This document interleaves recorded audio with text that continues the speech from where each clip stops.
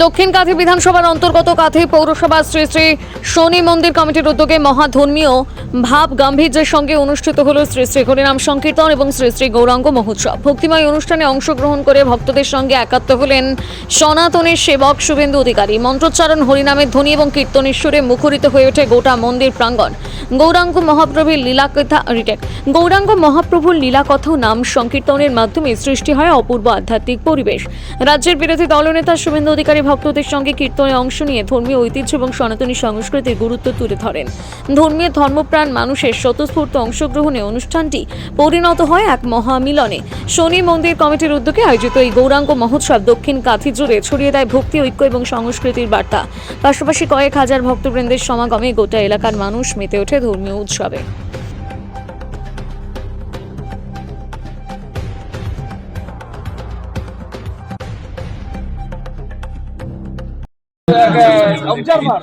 মুরুগানের গাড়িতে হামলা, কমিশন রাজ্যের ডিজিকে তলব করেছে 6 তারিখের মধ্যে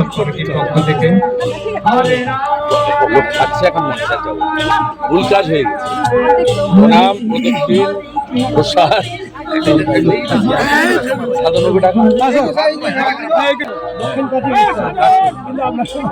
লাগবে না, সাজানো জায়গা সব হিন্দু এক আছে। 25,000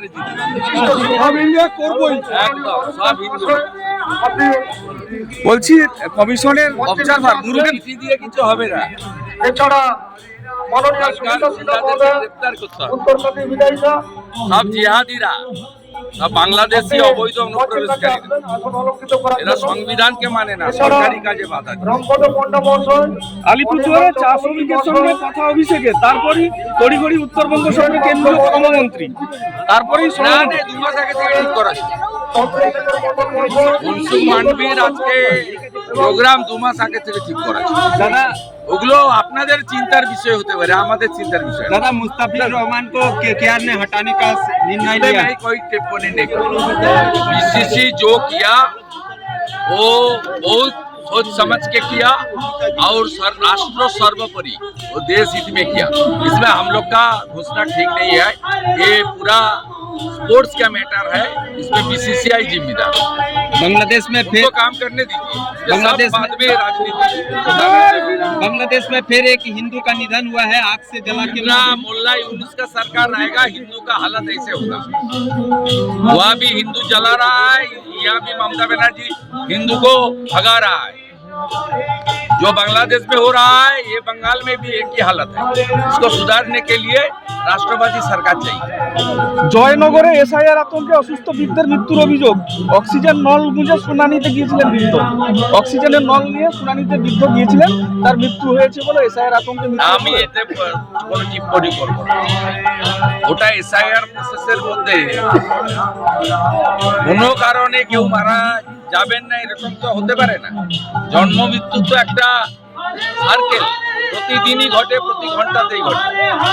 অর্থাৎ সব জায়গায় রাজনীতি খোঁজার কোনো দরকার নেই। 26-এর ভোটে অশান্তি এড়াতে এখন থেকে প্রস্তুতি নিচ্ছে নির্বাচন কমিশন।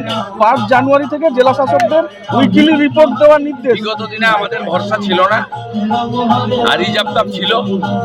আমাদের এখন কিছুটা হলেও ভরসা এসেছে।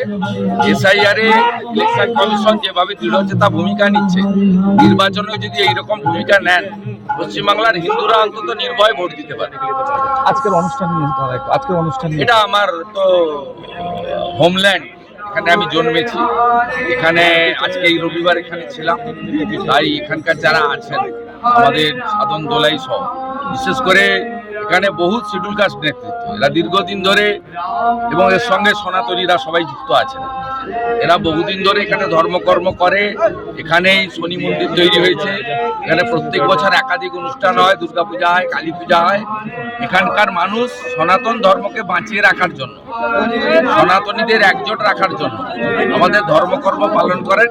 আজকে আমি এসে আমি রাধা মাধবকে প্রণাম করলাম, কপাল চন্দনে চর্চিত করলাম, 3 বার প্রদক্ষিণ করলাম হরিবাসরকে, এবং সর্বোপরি আমাদের যে প্রসাদ, যাকে অন্ন বলা হয়, তুলসী দিয়ে গ্রহণ করতে হয়, মহাপ্রভুর প্রসাদ, সেই প্রসাদ বিতরণের কাজে হাত লাগালাম। এর থেকে তো হিন্দু হিসেবে পরম প্রাপ্তি হতে পারে না। আমি একজন হিন্দু, আমার ধর্ম পালন করতে এখানে এসেছি এবং এই এলাকার মানুষজন বরাবরই নিষ্ঠাবান সনাতন। এরা গীতার যে বাণী আছে সেটা মেনে চলে। ধর্ম রক্ষতি রক্ষিত, ধর্ম আগে, অন্য কিছু পরে।